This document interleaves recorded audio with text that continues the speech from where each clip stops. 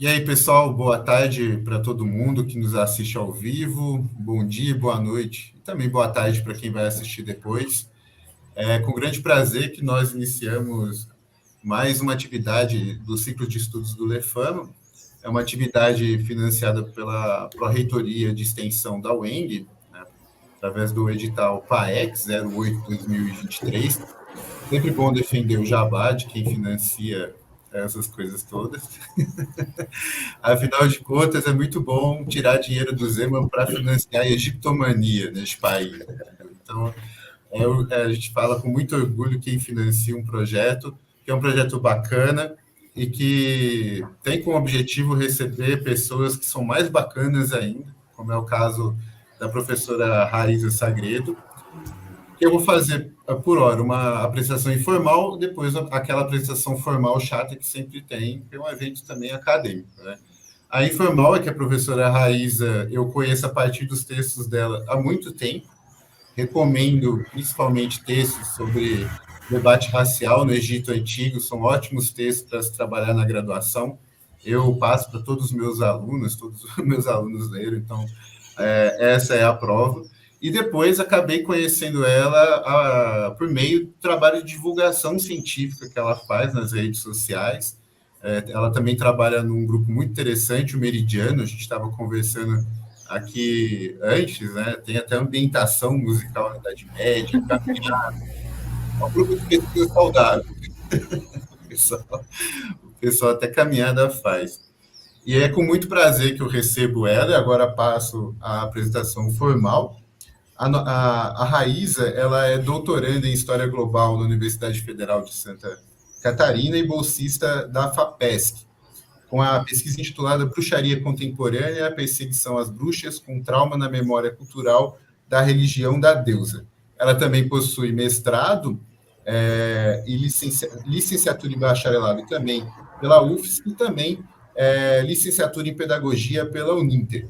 Seja muito bem-vinda ao nosso...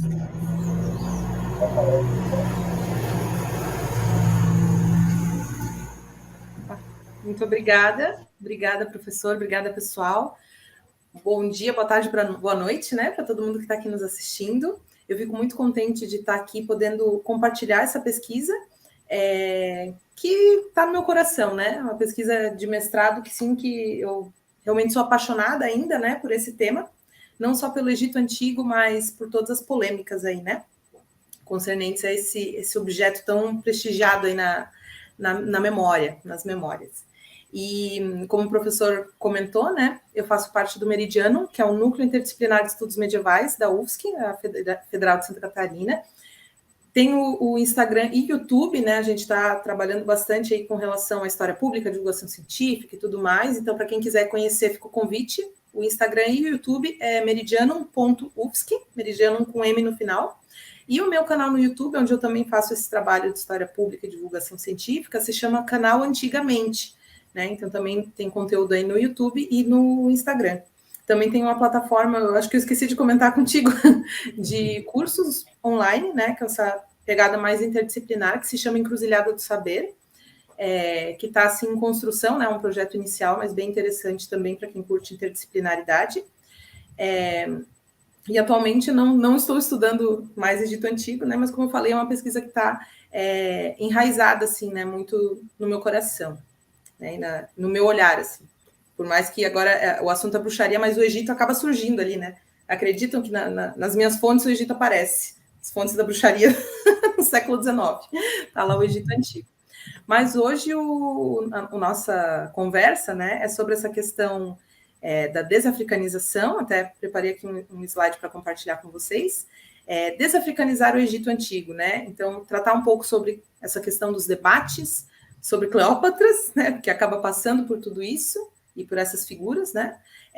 E polêmicas concernentes a como que se deu essa desafricanização, né? E depois, posteriormente, a africanização do Egito. Deixa eu passar aqui. Opa, só um segundinho. Abri a janela errada. Aqui. Então, a gente tem um Egito, gente, e duas memórias, né? E quando eu comecei essa pesquisa, eu gosto muito de compartilhar com o pessoal também como que eu cheguei nela, né? Porque na minha dissertação de mestrado, eu problematizo como que foi construída essa racialização, né? Ou seja, essa desafricanização e posteriormente a africanização do Egito, ela passa por uma racialização, né? Que foi feita aí por 2 movimentos que eu já vou explicar para vocês certinho. E o engraçado é que quando eu né, escrevi meu projeto e fui empolgada depois, né, quando passei a comentar com o professor, então, da linha de pesquisa, eu tinha muito, assim, claro na minha cabeça que eu queria falar sobre, na verdade, provar, né, esse contexto africano do Egito, né, e desconstruir total a questão eurocêntrica, né, desse olhar eurocêntrico. E aí, até no título do projeto, era assim, egípcios negros ou brancos, algo bem assim, né, escandaloso. E eu tinha muito claro esse objetivo, né, de desconstrução desse Egito branco. E o meu orientador na época falou assim para mim, olha, eu acho que você tem que repensar a sua própria pergunta que você está fazendo para esse passado. E aí eu fiquei, mas como assim? Ele falou, claro, repensa a própria pergunta que você está fazendo para esse passado, que você vai ver que a pergunta não é simples e a resposta muito menos. E aí eu fiquei super pensativa. Ele me deu Homi Bhabha, Kwame Appiah, né? Me deu uma série de autores e filósofos africanos e afro-americanos para ler, e que não estavam tratando exatamente de Egito, né? Ou seja, não eram egiptólogos, mas eles estavam discutindo sobre diáspora africana, estavam discutindo sobre identidade africana e tudo mais.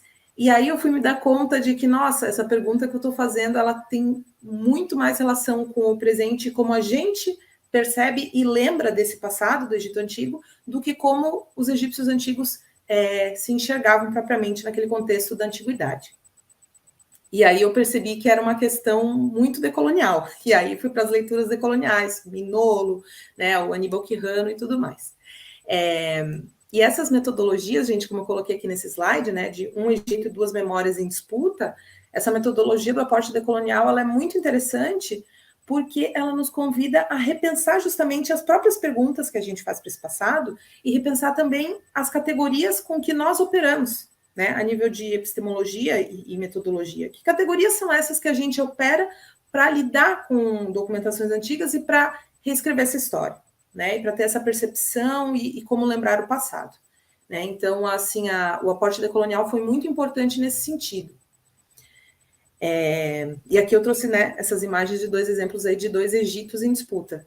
Um deles aqui é super famoso, né, uma foto tirada ali no clipe do Michael Jackson, do Remember the Time, né, com Ed Murphy e tudo mais.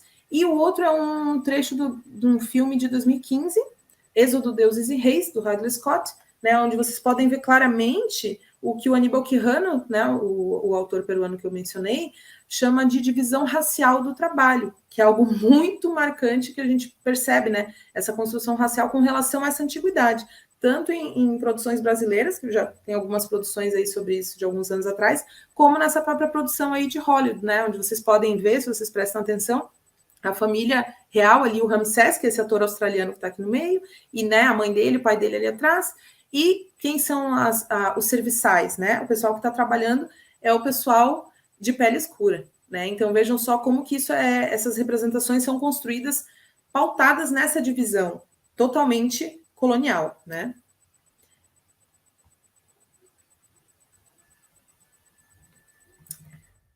E aí, gente, a gente tem vários desafios, né, porque a gente como historiador, como professor, enfim, é interessante pensar nessas questões de ensino, e realmente é um desafio, como professor, poder pensar o ensino dessa antiguidade egípcia, que é um tema muito celebrado nos materiais didáticos, e não só nos materiais didáticos, mas pelos interesses ali dos estudantes, né? Tanto quando a gente pensa em ensino fundamental, ensino médio, então o Egito ele tem um apelo com relação a essa memória, com relação ao interesse, né?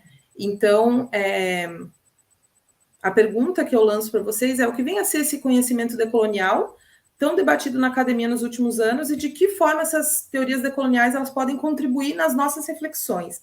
Então, dentro do meu mestrado, foi mais ou menos isso que eu trouxe, né? Eu coloquei essas ferramentas decoloniais a favor para me ajudar a remodelar a minha pergunta e a responder a minha pergunta também, né? E aí a gente vai ter esse processo de desafricanização, né? Isso é importante tanto para a gente ter agora na conversa, como quando a gente pensa em ensino também, né? Para qualquer idade, a questão do que é essa desafricanização e a africanização também. E ela passa por 3 perspectivas, né? Que eu agrupei aqui, como a perspectiva eurocêntrica, da época dos impérios coloniais, que eu não vou me deter por muito tempo, porque eu acho que tem bastante bibliografia sobre, e é um assunto mais trabalhado também, né, dentro das universidades e tudo mais, a questão do eurocentrismo, do Said e tudo mais. Depois a gente vai ter a perspectiva africana, né, então aí entra o afrocentrismo quemético, né, Kemet relativo a... Kemet como o conceito ali, né, dos hieróglifos, como os egípcios antigos chamavam a terra do Egito, né? Então, tem toda uma questão que eu já vou explicar quando chegar lá no panafricanismo sobre isso, sobre o termo Kemet, né? Então, esse afrocentrismo que clama pela memória do Egito para reivindicá-lo enquanto negro e africano, ele é chamado de afrocentrismo quemético, né? Então, eu coloco ele em contexto aí pós-colonial, e depois vai ter uma perspectiva crítica de uma egiptologia internacional, né? Então, vai ter africanos, vai ter africanistas, e o aporte da crítica decolonial. Eu gosto de mostrar, quando estou falando desse assunto, meramente ilustrativo aqui, né? Essa tabelinha sobre período, dinastias e datas, né? Então, esse quadro cronológico aí da sociedade egípcia. Por quê? Porque quando a gente trata sobre memória do Egito Antigo, a gente tem uma tendência a como cristalizar no tempo, né? Tornar esse Egito Antigo algo imutável, né? Como se ele fosse, assim, único e imutável ao longo do tempo. Então, gente, pensem lá, né? Mais de 4.000 anos de história. Olhem os períodos, olhem a questão das próprias fronteiras, né? Que elas estão sempre se movimentando. Não só as fronteiras étnicas, né? Depois eu vou falar um pouco sobre etnicidade, mas as próprias fronteiras geográficas também, né? Então, o Egito, ele não é um território imutável ao longo de todos esses anos, e isso é importante a gente ter como um horizonte, né? Dentro dessas discussões também, porque acaba que quando se reivindica o Egito, é esse Egito justamente imutável, né? Que está sendo reivindicado. E a outra questão, para além dessa tabelinha que eu acho legal mostrar, meramente ilustrativo, mas importante nessa operação aqui cognitiva, né? Digamos assim, é a própria questão da territorialidade, né, da localização geográfica do Egito Antigo, como lembra o Costa e Silva, né, na esquina do mundo antigo, na esquina de África, né? Então é muito importante ter em mente mesmo essa localização, e não só a questão territorial ali no Mediterrâneo e África, mas a questão do próprio Rio Nilo, né? Ou seja, o que é um rio gigantesco que está cortando todo o reino do Egito e atravessando o Sudão e tudo mais, né? Então, é um rio por onde estão sendo transportadas pessoas, estão sendo transportadas ideias, mercadorias e por aí vai, né? Então, acho que essa questão geográfica é importante para a gente dar conta desse dinamismo do passado, né? Com relação ao Egito Antigo. E aí, eu entro aqui em alguns fatores que contribuíram para essa desafricanização do Egito, né? Que eu vou passar aqui mencionando eles. Então, dentro dos fatores, a gente tem a construção dessa concepção de uma África ahistórica, né, ou então de uma inferioridade do intelectual, né, africano. Então, a gente tem isso colocado em Voltaire, no Kant, no Hegel, e por aí vai, né. Depois a gente vai ter concepções raciais, principalmente ali a partir do Gobineau, né, em 1800 e pouquinho, onde a gente tem uma pequena mudança, né. Eu gosto de frisar que na Idade Média, por exemplo, a gente vai ter palavras como a questão de família, linhagem, né, relativo a essa hereditariedade, a própria questão de raças, ela vai aparecer, né, em documentações medievais, porém, é a partir do Gobineau, em 1800 e pouco, que as raças elas entram como protagonistas da história, né, onde cada raça vai ter aí uma divisão, uma função, e passam a organizar, então, a história dentro dessa hierarquia, né, colocada. E aí, dentro dessas concepções raciais, a gente tem, por exemplo, o George Morton, né, que era um médico estadunidense que media crânios egípcios, né, para comprovar que seriam da raça caucasiana. Então, todos esses estudos, né, raciais e a craniometria também como uma ciência fraudulenta estão colocados nesse contexto, trabalhando a favor, então, desse eurocentrismo, né? e vale ressaltar que esse eurocentrismo ele se pautava em desumanizar o outro, inferiorizar o outro, né? E é importante isso ser dito antes da gente entrar na questão do afrocentrismo. Outro fator é o orientalismo, como invenção do Ocidente, né, como bem explica o Eduardo Said, e os fenômenos do imperialismo e do colonialismo. Além de eurocentrismo e egiptologia, né, que estavam ali no contexto do século XIX de mãos dadas, e a museologia também, né? E aí, gente, dentro dessa perspectiva eurocêntrica, acho que eu vou passar direto esse slide. Acho que não valeria a pena por uma questão de tempo. Aqui eu separei alguns exemplos da craniometria, da egiptologia e de produções audiovisuais, né, que trabalham aí com uma iconosfera mais recente. Tá? Mas se vocês quiserem, eu posso disponibilizar, professor, o slide, tá? Para quem quiser ter acesso. Sobre a questão de um Egito Antigo Negro, a gente vai ter uma literatura muito interessante, porque vão ser vários intelectuais, desde ali no início, na verdade, antes de 1900, que vão estar reivindicando uma igualdade racial e que essa reivindicação deles, mesmo eles não sendo da área de história antiga, enfim, né, a gente está falando de outro contexto, mas essa reivindicação passa pela questão do Egito, dos construtores das pirâmides, né, do Egito enquanto berço da civilização.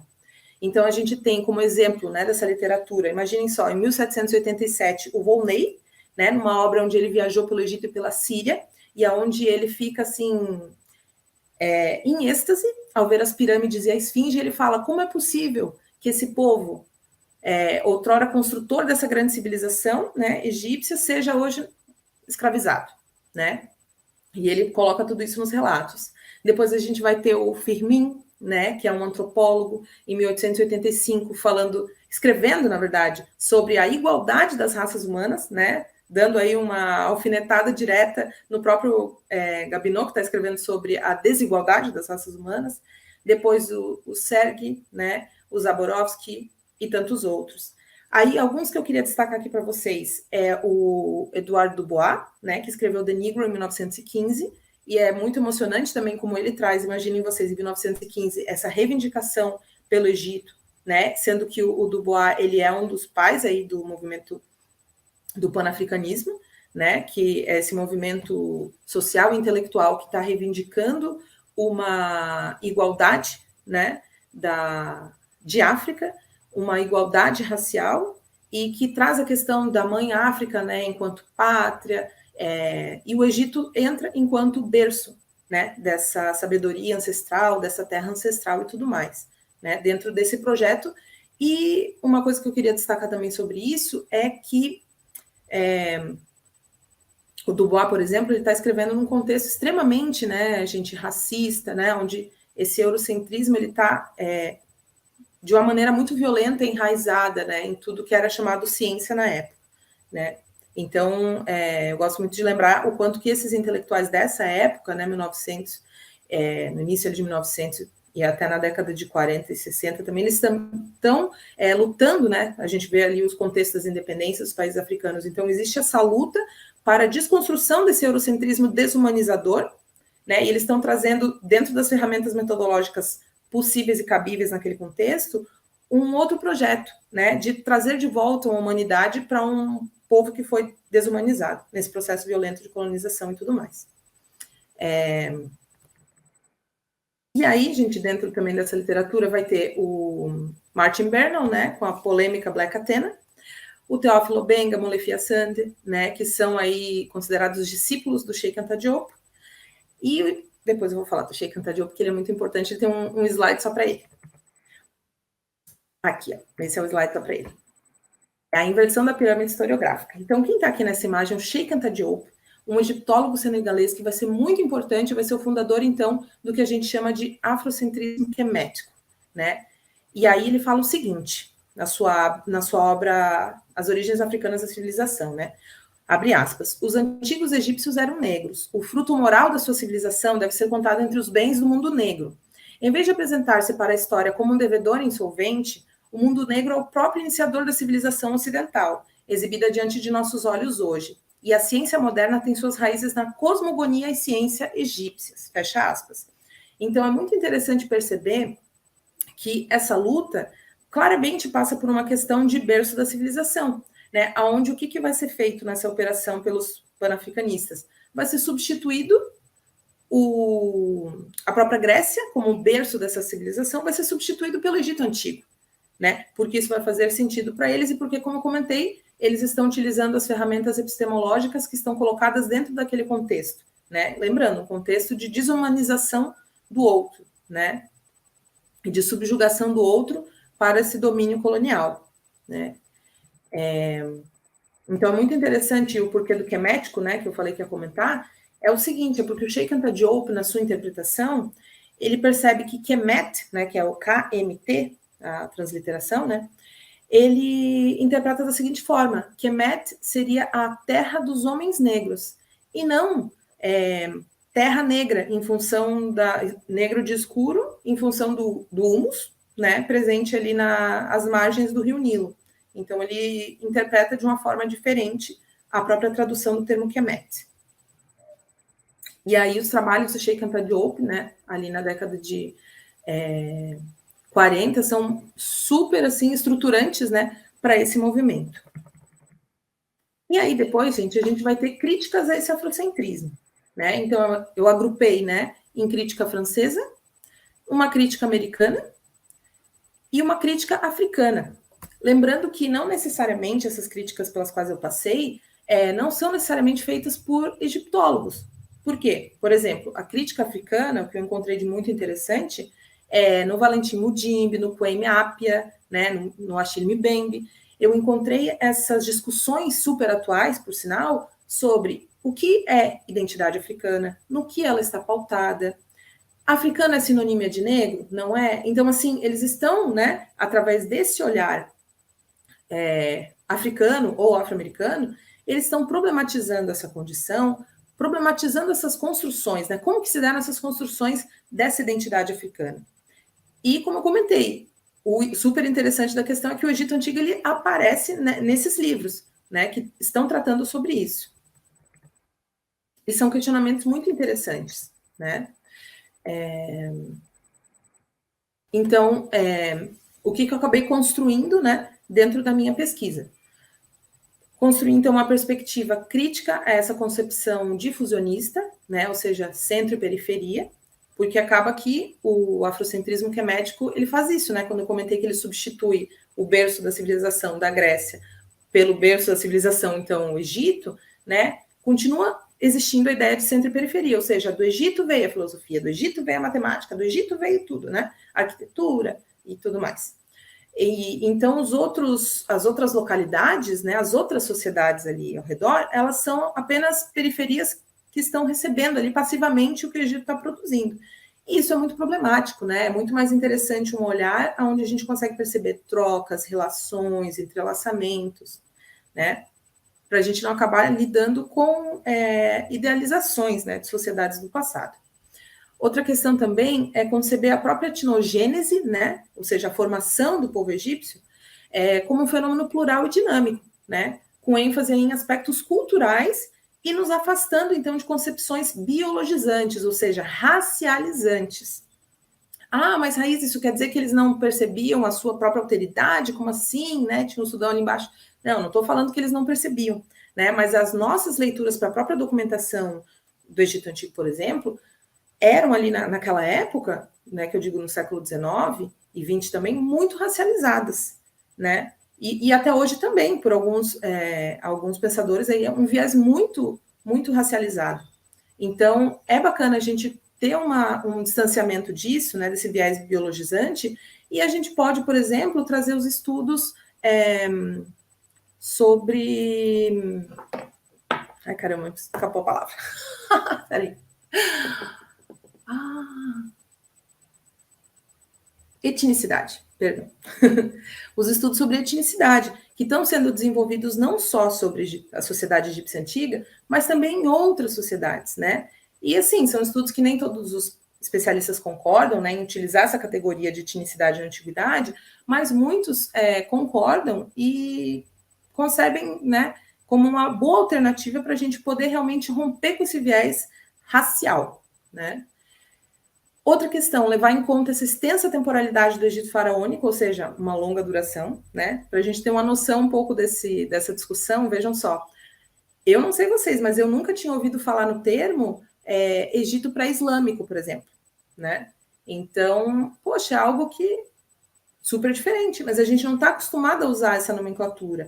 Mas por quê? Vejam só quanto tempo, né, que o Egito tem aí de processo de islamização e vejam hoje qual a situação. Então, tipo assim, por que a gente não usa essa nomenclatura, né? Então, existe esse Egito na longa duração, mas como eu comentei, a gente trabalha com o Egito antigo, né, meio sem querer assim, como imutável no tempo. E alguns questionamentos pertinentes também, né? Como eu comentei, africano e negro são uma sinonímia, né? Como problematizar isso? Aqui na UFSC, por exemplo, onde eu estudo, a gente tem uma comunidade muito grande de intercambistas de vários países africanos, Cabo Verde, Guiné, enfim. E é muito interessante, trocando ideia, né, com eles, como eles comentam que a primeira vez que eles se viram como negros foi no Brasil, a primeira vez que foram chamados de negros foi no Brasil. Né? Então, é interessante perceber essas questões de alteridade no mundo hoje, né, na contemporaneidade. E então a gente fica pensando, poxa, se na contemporaneidade já tem várias nuances e é um fenômeno realmente complexo, né, quando a gente pensa em África e africanos e a questão da negritude, pensem vocês da gente transplantar isso para um contexto, né, da antiguidade. Outra questão, questionar também essa dimensão histórica de uma pressuposta concepção ou consciência africana para a sociedade do Egito Antigo. Também é algo, né, a questão da consciência histórica. Também é algo bem problemático, né, que beira muitas vezes a um anacronismo. Mas é algo muito assim complexo da gente lidar, por quê? Porque são pautas, né, gente, sociais, e a gente sabe que existem reivindicações extremamente necessárias, né? E a academia ela não pode se apartar disso, né? Ela tem que dialogar com tudo isso, né? Então, o conhecimento produzido na academia ele tem que dar conta dessas demandas sociais, né? E, enfim, é algo realmente muito interessante, muito complexo, e por isso a polêmica também, né? As polêmicas.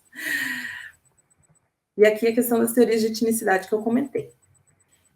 E aí eu trouxe aqui, vou passar rapidamente nessa parte, né, que é o seguinte, mas afinal, o que é decolonial? Né? Então, é um movimento intelectual de crítica e ruptura radical com essas epistemologias eurocêntricas, né?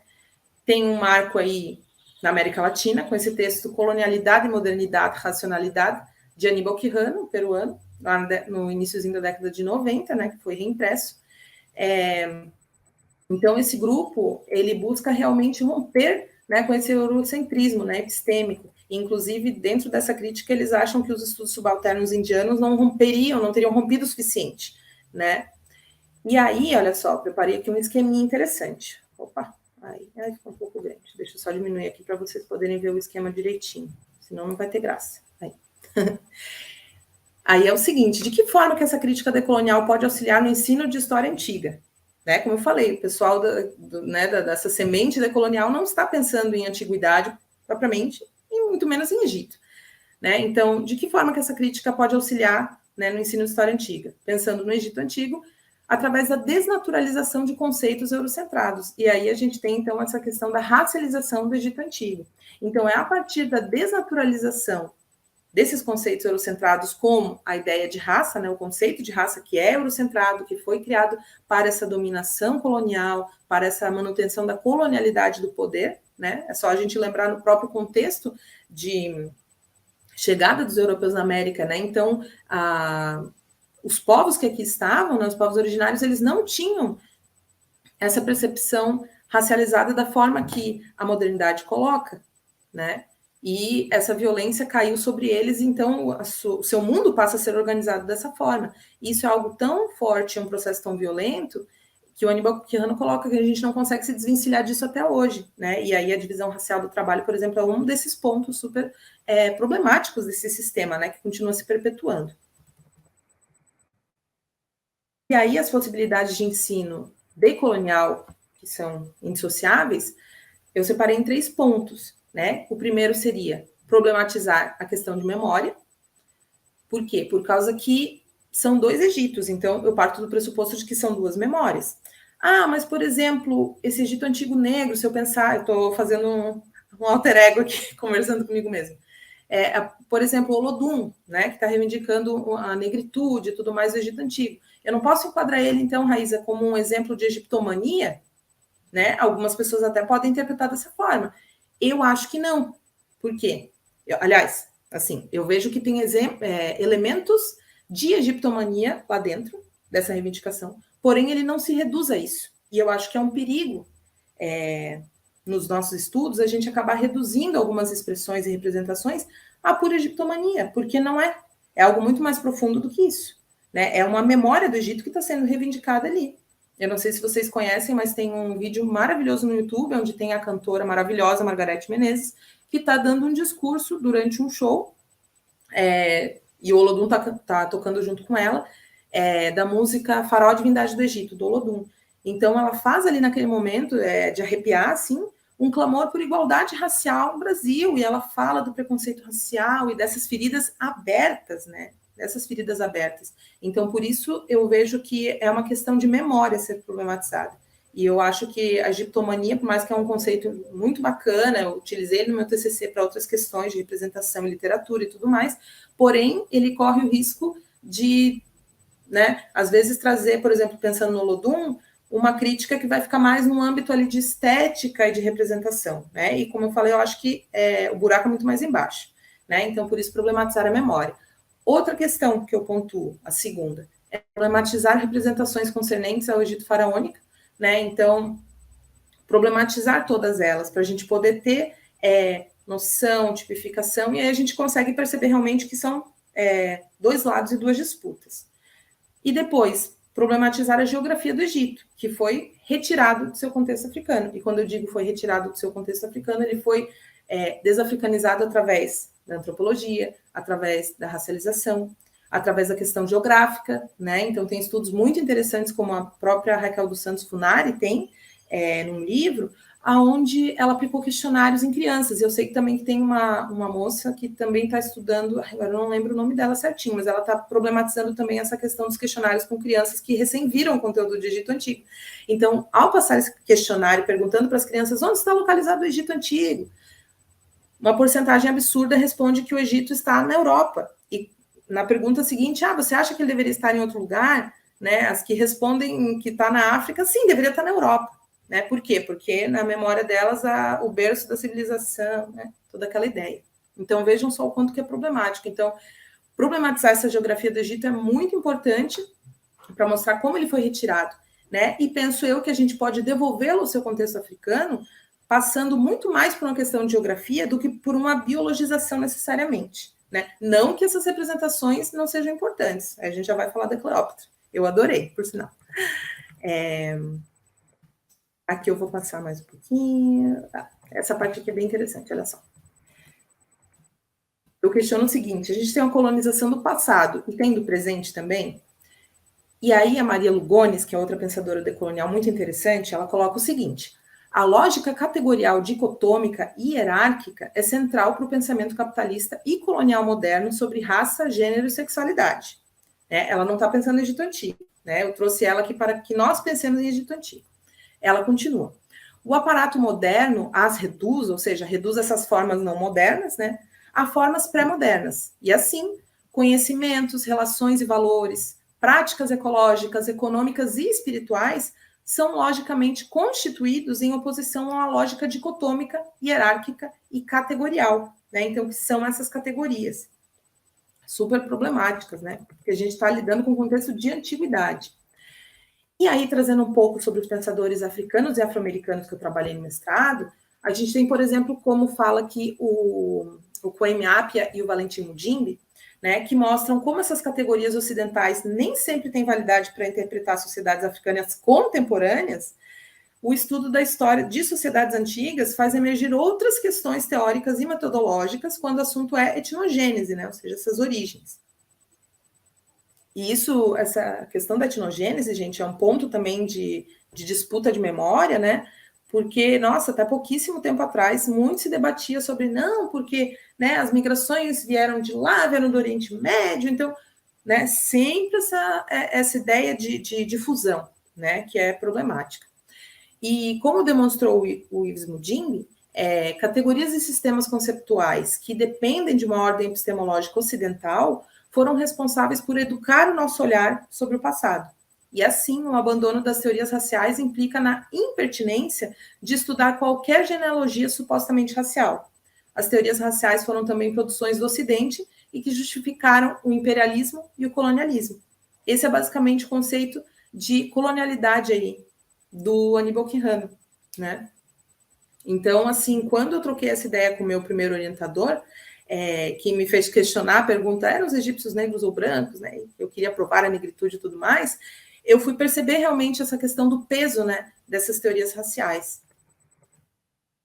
E aqui foi algo que me explodiu a cabeça quando eu comecei a ler, pensando em Egito, Walter Benjamin. Olha só. Ele diz o seguinte, aliás, perdão, aqui não é nem o Walter Benjamin, já vou chegar no Walter Benjamin, é o Fanon, o Frantz Fanon. Ele fala o seguinte, isso me explodiu a cabeça também. Estou convencido de que há grande interesse em entrar em contato com uma literatura ou uma arquitetura negra do século III a.C.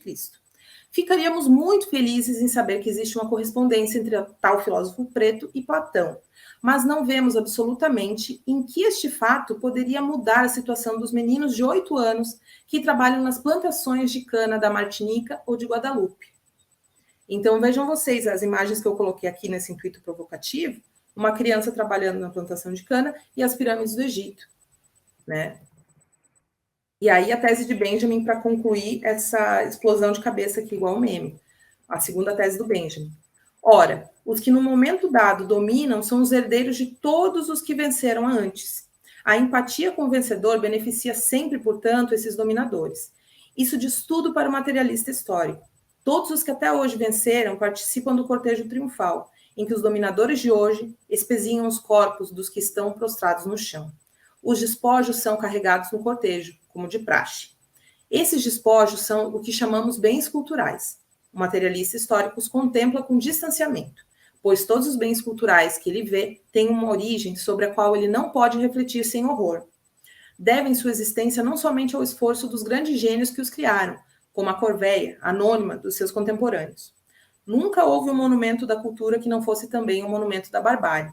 Assim, como a cultura não é isenta de barbárie, não é tampouco o processo de transmissão da cultura. Por isso, na medida do possível, o materialista histórico se desvia dela, considera sua tarefa, então, escovar a história contra pelo.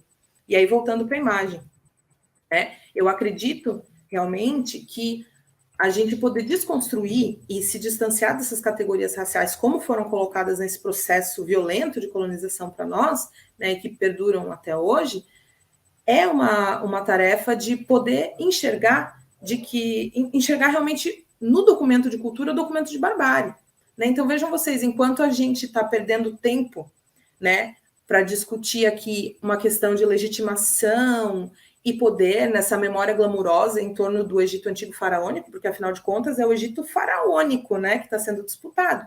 Não é o Egito dos Felarri, né, dos trabalhadores camponeses, não é o Egito dos que se mataram literalmente para construir, né, as pirâmides e tudo mais. Né? Não é os que passavam fome e que tinham vermes na barriga que estavam lá trabalhando embaixo do sol escaldante de meio-dia. Né? Então, existe realmente essa armadilha, né, em torno do documento de cultura e documento de barbárie, e que se a gente não cuida, né, a gente acaba caindo nessa armadilha. E acaba que ela realmente ofusca, né, a questão da desigualdade, a questão do materialismo histórico, né, que é colocado para nós. Então, é muito importante, assim, poder ter esse olhar e fazer esse trabalho de escovar a história contra pelo, para poder perceber, né, essas nuances e essas armadilhas. Olhando o tempo aqui. E aí, aqui eu trouxe um exemplo da foto do Olodum, mostrando que o Egito, como documento de cultura e de barbárie, ele está super permeado desse tempo de agora, né, que o Benjamin traz como o Zeitgeist, né? Então, ele está super recheado desse tempo de agora. Como eu comentei, é muito mais relativo a um tempo de agora e de demandas atuais, de identidade e de lutas também contra o preconceito racial e tudo mais, do que uma pergunta própria da antiguidade, né, do contexto do Egito Antigo. E eu gosto muito dessa frase do Alberto Costa Silva, que ele fala o seguinte: o Egito foi uma região de convergência onde se combinaram Mediterrâneo, Ásia e África, uma esquina do mundo, mas é bom não esquecer uma esquina que fica na África, né? Acho que essa frase fala por si só. E aqui essa parte, na verdade, eu vou jogar a pergunta para vocês, porque eu acho que é bacana a gente poder ter uma conversa, o pessoal ali no chat poder participar e tudo mais, né? A pergunta aqui é a seguinte, ó, pensando aqui nos professores, né, ou nos estudantes de história que no futuro serão profs. E agora, prof, o que a gente faz com essa questão? Aqui da Cleópatra da Netflix, né? E aí a gente fica com a cara desse meme, ó. Ah, peguei lá do Lefama. Né? A gente fica com essa cara da múmia. Tá? E aí, bom, tem aqui algumas sugestões, né, de como trabalhar essas questões raciais no ensino, mas acho que depois a gente pode, qualquer coisa, voltar para esse slide. Eu vou tirar aqui do compartilhamento. E, por último, queria falar para vocês que realmente esse historicizar, né, desse passado, o eurocentrismo, historicizar o afrocentrismo, o panafricanismo, o afrocentrismo quemético, né, é muito importante, mas é mais importante ainda, ao meu ver, né, como é um assunto muito delicado e que está tratando de feridas que estão, né, seguem abertas na sociedade hoje, infelizmente, eu gostaria de fazer uma ressalva, né, que é algo muito importante para falar sobre isso, que é a questão de que, por mais que esses dois movimentos, né, o eurocentrismo e o afrocentrismo, estão trabalhando com o conceito de raça, né, e com a questão biologizante, né, desse passado, eles não podem ser colocados no mesmo patamar, porque, como eu comentei no início aqui da minha fala, o eurocentrismo, ele está ligado com esse processo de desumanizar o outro, subjugar o outro, né, construção de hierarquias para poder dominar, né, um domínio colonial, um domínio pelo poder, um domínio financeiro e tudo mais, né? E já por outro lado, o afrocentrismo, ele tem uma outra perspectiva que não pode ser colocada nesse patamar, que é o quê? É trazer de volta essa humanidade que foi tirada, né? Então, é uma luta por igualdade, né? É uma luta por legitimidade, pelas independências, por reconhecer essa humanidade, né? Então, por isso eles não podem ser colocados no mesmo patamar, apesar deles operarem, né, com o conceito de raça, tá certo? Então, acho que seria isso a minha fala. Obrigada a todos.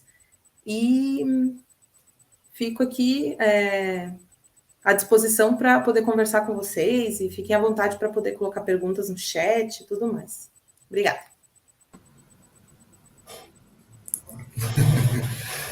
Ô, Raíza, primeiramente eu gostaria de te agradecer, né, por ter topado vir aqui conversar com a gente.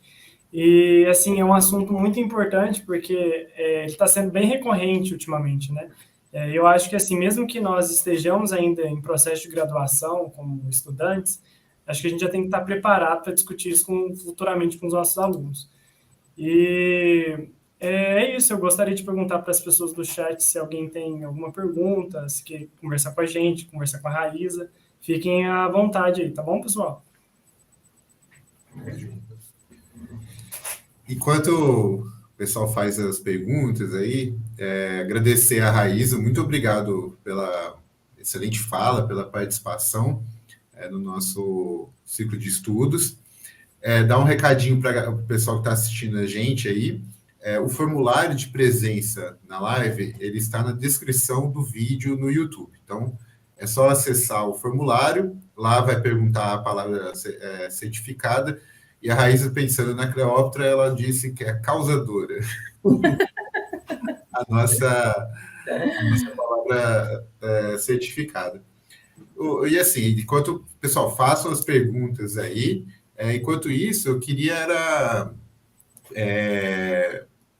provocar um pouquinho a Raíza no sentido de que ela, né, falasse um pouco mais sobre quem é essa Cleópatra, né? Assim, não sei como é que você vê isso, daí eu queria mesmo uma opinião da Raíza, não precisa ser aquela... eu até, lembrando dos memes do Instagram, essas coisas que a gente trabalha no Lefam, eu gostei muito de um que falava assim, que ela é o maior spoiler de toda a face da Terra. Porque todo mundo conhece a história, mas ninguém conhece realmente a Cleópatra. Então, se todo mundo espera algo de que seja a Cleópatra. E eu já vi, assim, várias, né? Eu vi, esses dias eu estava assistindo um filme em espanhol, tava na tradução em espanhol da Cleópatra com Marco Antônio, assim, tava delícia, parecia novela mexicana. E era uma Cleópatra, assim, estilo modelo mesmo, dessas de revista, de muito magrinha, etc., caucasiana, assim como, e assim, extremamente, ela era da lascívia, tem uma música do ventre, quando ela aparece, assim, e depois a gente vê outras Cleópatras que são tratadas como estrategistas militares, Cleópatras são retratadas como negras, etc., Aí eu queria que você comentasse assim, um pouco sobre essas Cleópatras, na verdade, e qual que é a importância da gente sempre estar pensando nela e criando novas Cleópatras dentro da nossa cultura, porque eu vejo que isso é importante. Sim, olha, achei a tua pergunta muito legal, professor, porque até me lembrei de um texto muito bacana, gente, para quem se interessa por Cleópatra, tá? Vale muito a pena ler. É um texto que se chama Desorientar Cleópatra, da Ella Schurratt. E, assim, é um texto maravilhoso, onde ela... Poxa, pena que eu não decorei essa frase dela, mas, olha, ela fala algo do tipo assim... A Cleópatra é um grande exemplo de um tropos que fala muito mais do tempo da sua produção do que dela da antiguidade, né? E por isso, daí ela faz uma análise aí, né? De vários tipos de Cleópatras, né? E consegue perceber isso. Então, trazendo um pouco da polêmica, já vou trazer o meu posicionamento também, né, pessoal, mas trazendo um pouco da polêmica envolvendo aí a produção do documentário da Netflix, né, que saiu esse ano e tudo mais, a gente vê muito forte isso, né, o quanto que, por uma questão de representação racial, as pessoas ficaram doídas, né, e eu vou dar um exemplo até pessoal para vocês, que lá no meu canal, esse antigamente, o último vídeo até que eu fiz, foi sobre a Cleópatra. E acho que o título era alguma coisa, Cleópatra negra ou branca, uma questão decolonial. Acho que é algo assim. E as pessoas extremamente indignadas comentando. Assim, mas indignadas, porque não pode, porque a Cleópatra é a Elizabeth Taylor, e não pode. Né? Estão mentindo. Então, entra nessa questão de uma inverdade histórica, porque ela não era negra. E qual que é o argumento? Quais são os argumentos, né, que muita gente se pauta para esse tipo de afirmação e para se sentir tão doído com uma representação, né, feita com uma atriz negra? Então as pessoas falam, mas ela era de família macedônica, né? Ela não era africana. E aí a gente pensa, poxa, mas espera aí, então o mundo grego, né, o mundo macedônico é um mundo branco, né? Como é que é? Não tem diversidade ali? Como que é, né? Como é que fica a questão das próprias representações também, né, do passado? Me lembrei agora de um meme lá que vocês também postaram lá no Lefama meses atrás, né? Então vejam só, todas essas produções de Egito Antigo, elas também são super racializadas. Super, né? As produções de Hollywood são racializadas. Olha o exemplo que eu trouxe ali no segundo slide para vocês, né, da produção do Ridley Scott, onde teve uma polêmica ali sobre essa questão racial, que foi perguntado para ele, afinal de contas ele pegou um ator australiano, né, branco de olhos claros para interpretar o Ramsés, e ele, se não me engano, ele respondeu essa crítica falando que ele não tinha encontrado no book de atores uma possibilidade e tal, e enfim, ficou por isso mesmo. Então, assim, as pessoas não, né, a grande parte das pessoas, elas não se doem com essa racialização, né, o whitewashing que é colocado no cinema de tempos atrás, porque não é um fenômeno novo, né, porém, quando existe um rompimento dessa heterogeneidade, né, e é uma provocação, né, e ao meu ver a questão da própria Cleópatra da Netflix é super interessante nesse sentido, porque, como coloca a Ella Schurratt, a Cleópatra, ela diz mais sobre o tempo da produção dessa Cleópatra, né, do que sobre a antiguidade. Então, sim, é super legítimo, né, e super interessante. Então, é muito louco, na verdade, ver tudo isso. E aí, o meu posicionamento pessoal com relação a... tratando especificamente da questão da Cleópatra Negra, da Netflix, é de que foi uma escolha muito... Eu vejo como muito feliz, muito interessante, né? Muito a ver com um posicionamento político, e vejo como muito legítimo. Eu me sentiria super incomodada se fosse uma atriz ao estereótipo de Elizabeth Taylor, porque eu acho que esse tipo de representação para o Egito Antigo ele não cabe mais, né? Eu acho que já tem bastante, né? Já está todo mundo por aqui. E eu vejo que a própria figura da Cleópatra, né? Voltando para a pergunta do professor Igor, a própria figura dela, ela é um leque de possibilidades para trabalhar N conceitos, N problemáticas, né? Principalmente aí pensando em sala de aula, pensando na questão, né, de mulheres empoderadas, né, do passado, né, quebrando essas noções, né, que a gente tem muito forte até no próprio senso comum, né, de que na antiguidade eram somente os homens, né, que governavam e faziam as coisas. Então, quem é essa última faraó do Egito? Né? E, inclusive, se não me engano, a própria Ella Shohat também coloca isso, de que a gente percebe em documentações antigas, né, do contexto ali da Cleópatra, o quanto que essas características de uma ótima estrategista, né, muito bem versada em questões de matemática, né, sabia vários idiomas, e então tudo isso acaba sendo ofuscado hoje em dia por conta de tanto da questão racial, né, como dessa hipersexualização da própria figura da Cleópatra, né? Então ela acaba sendo em todos os seus atributos de uma mulher que governou de uma maneira inteligente. Ela era muito safa, como diz o popular, né? Por quê? Porque ela tinha essa questão da família que não era dali, mas ela era muito esperta, ela sabia muito bem articular, ela era muito articulada. Né? Então, é muito interessante as próprias estratégias de governo, né? De como que ela se representava, né? Como deusa Ísis e tal, nos painéis. Então, tem toda essa outra gama de estudos aí dentro da egiptologia que são super interessantes, mas que acabam não vindo à tona, né? Por conta de que a gente fica preso nessa questão da quase uma erotização da Cleópatra, né? E isso acaba, como fala ela, camuflando, né? Outras possibilidades de análise. Então, a gente volta ali no Walter Benjamin, né? Documento de cultura e documento de barbárie, né? Muito bem. O Fernando, você quer fazer uma pergunta? Primeiro, Raiz, obrigado por ter apresentado para a gente, achei muito foda. Lembrei de algumas coisas que eu já tinha lido também no primeiro período, que o Igor, inclusive, mandava sempre para a gente. Uhum.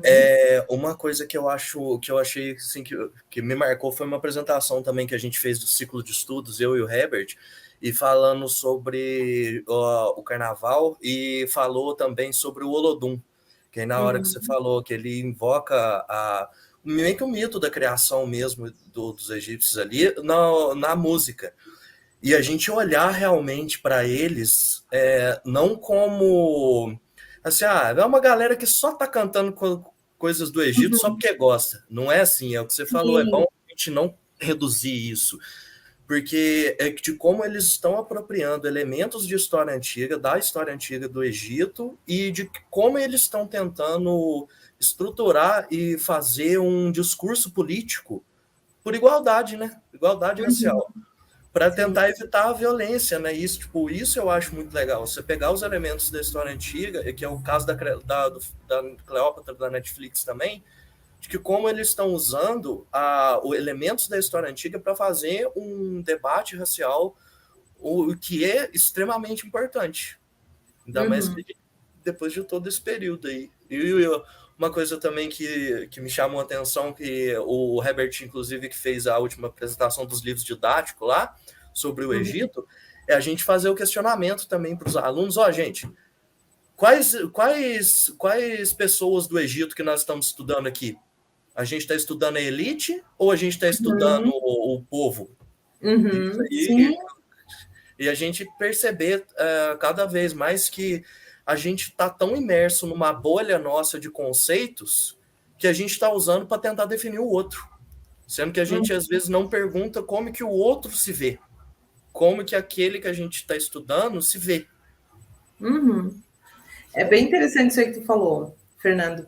Porque, além da questão, a primeira, né? O primeiro ponto ali que tu levantou é bem isso.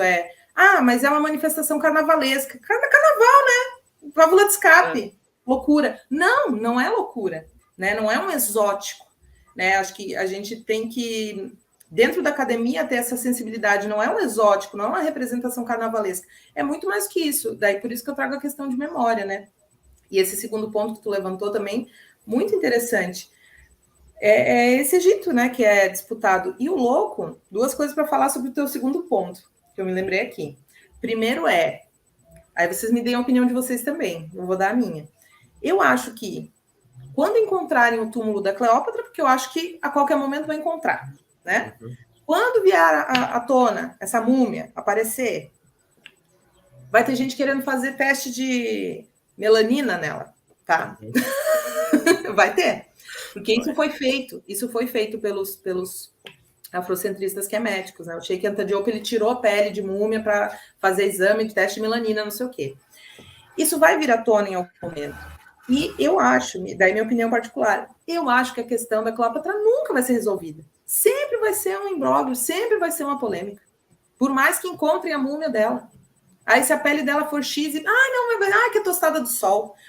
Não, mas é por causa do produto do embalsamamento. Então sempre vai ter uma coisa. Nunca vai ser um consenso, né? Não sei o que vocês pensam sobre isso.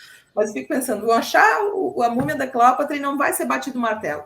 Vão continuar nisso, né? Enquanto isso, os camponeses do Egito Antigo, com a barriguinha cheia de vermes, coitadinhos lá, carregando os blocos, né? Tendo uma vida miserável, passa batido.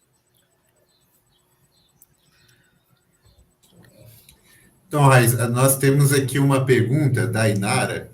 Agora eu acho que ela colocou entrou a pergunta toda aqui. Deixa eu projetar aqui, olha. Sabe que eu sou tua fã, né?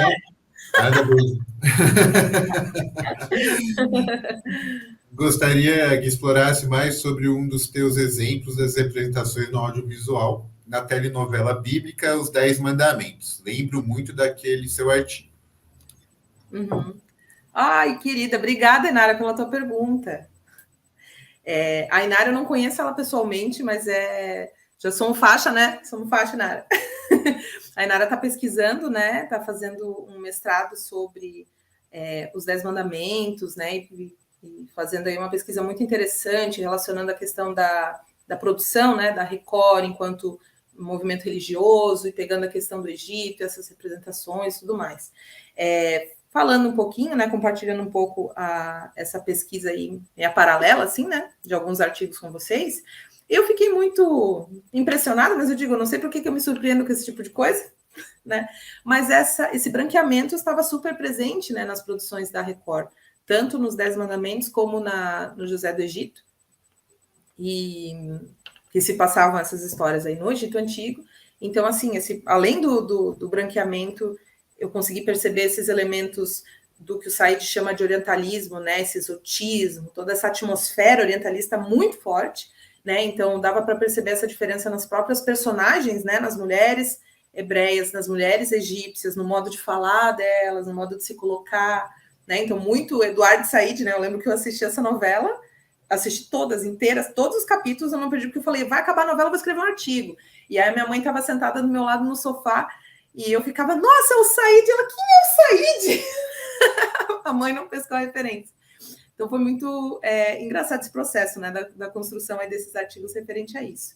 E, para além disso, essa questão aí principalmente com relação às mulheres, né, nos atributos de como que essas mulheres egípcias foram representadas, né, nessas representações aí da novela e da série, é muito interessante, porque tem muito, muito mesmo dos elementos aí do Said, então essa mulher sedutora, né, sem princípios, né, ardilosa, inescrupulosa, todos esses osas aí que vocês imaginarem, a gente pode colocar nessas personagens.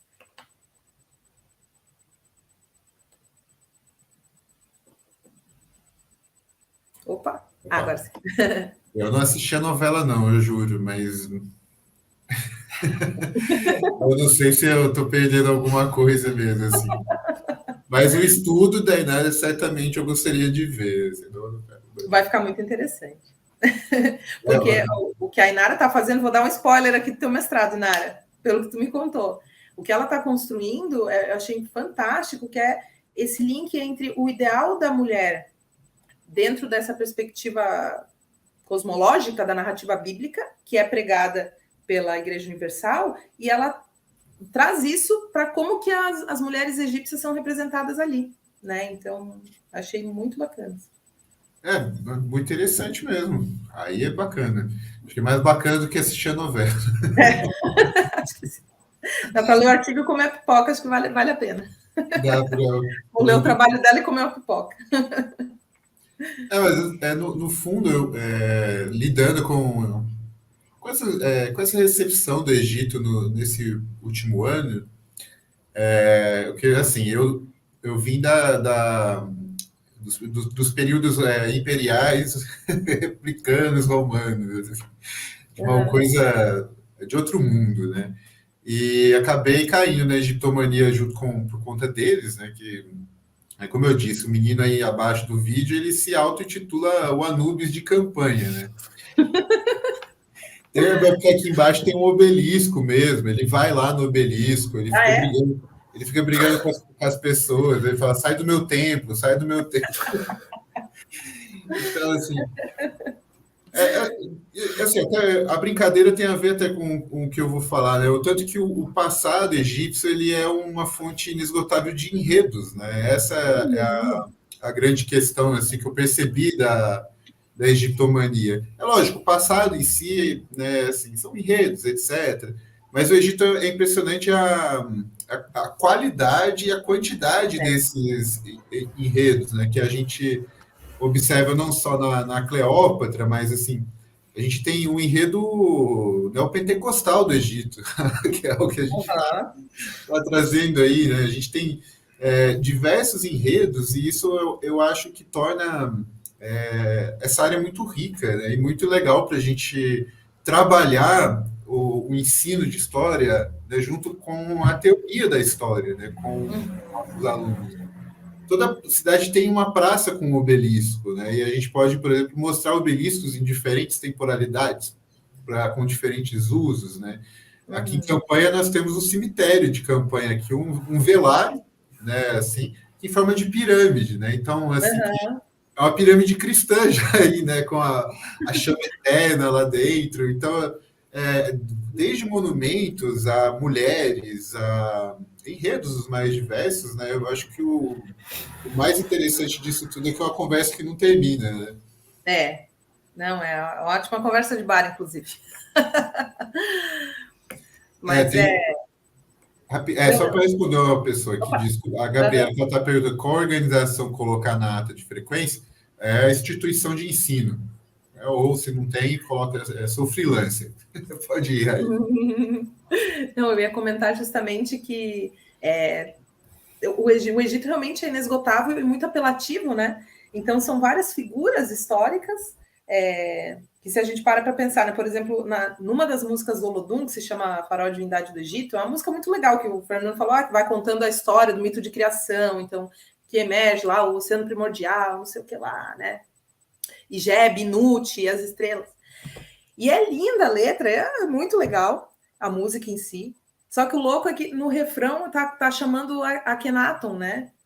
E o Akhenaton, quem foi o Akhenaton, né, gente? Então, assim, a primeira experiência monoteísta da história, sabe? Então, é muito interessante essas ressignificações, né? Que operam a nível de memória e enfim, é mágico, né? Como esses elementos vão sendo ressignificados, né? Vai sendo retirados aí certos atributos e eles passam a ter outros sentidos aí, né? E aí, falando também dessa questão da proximidade, né? Pensando no público escolar, a proximidade é gigantesca com os alunos, então dá para trabalhar a própria questão da propaganda, né? Então, se você joga no próprio Google, né, as crianças, os estudantes podem pesquisar. Então, tem muita referência a Cruzanque, a Olho de Horus, tatuagem, né? Então, é muito rico nesse sentido de exemplos próximos, fora a questão de egiptomania de arquitetura, né, como a professora Bacos, né, que até faleceu recentemente, muito querida ela, me incentivou, eu tive a oportunidade de conhecê-la pessoalmente, e ela me incentivou muito aí nos estudos sobre o Egito Antigo. E então é muito bacana essa proximidade, e aí fica também o recado, né, dessa importância dos estudos acadêmicos se voltarem para o ensino de história antiga, porque se não somos nós que vamos problematizar, né, esses exemplos e trabalhar esses assuntos e desconstruir perspectivas biologizantes, racialismos e racismos, né, que foram perpetuados na história, o que vai acontecer é que a referência de história antiga vai ser a novela da Record, né? Então é isso. Quem vai contar a história antiga vai ser isso, vai ser as pragas, tá? Né? Então acho que esse é o principal recadinho assim que eu tenho para para dar nesse sentido, né? Muito bem. Então, pessoal, tendo em vista que não temos mais perguntas, também não querendo segurar mais a nossa convidada, segurar mais ninguém, foi um ótimo papo. Eu gostei bastante porque a gente já está quase uns 20 minutos conversando. Isso daí significa que foi uma boa atividade, né? Muito mais do que uma palestra, algo. Tava legal, tava muito bacana. Quero agradecer muito a Raíssa pela disponibilidade em participar conosco. Seja sempre muito bem-vinda no Lefama. Obrigada. Muito obrigada mesmo. Se tiver memes, mande para nós. Eu estou lá curtindo todos os memes. Maravilhosos. Fica o convite a todo mundo, né? Nós temos aí o Instagram, Lefama, o YouTube, né? Aqui pelo YouTube vocês acham tudo. Na divulgação dessa live tem ali as redes da Raíssa também. Sigam o trabalho dela. E depois eu preciso pegar esses cursos seus que eu também vou divulgar. Em breve eu quero fazer um curso lá sobre Egito decolonial, alguma coisa assim. Por enquanto tem um só de bruxaria ali, sobre Ginsburg, para quem se interessa. Então é isso, gente. Muito obrigado aí, presente de todo mundo. Valeu, Herbert. Valeu, Fernando. Obrigada. Muito obrigada. É um prazer enorme conhecer vocês aí virtualmente. Obrigada pelo convite. Parabéns para vocês pelo trabalho aí que estão fazendo, viu? Muito legal. Obrigado. Estou acompanhando há mais tempo. Muito obrigada e parabéns. Tchau, tchau. Tchau, pessoal.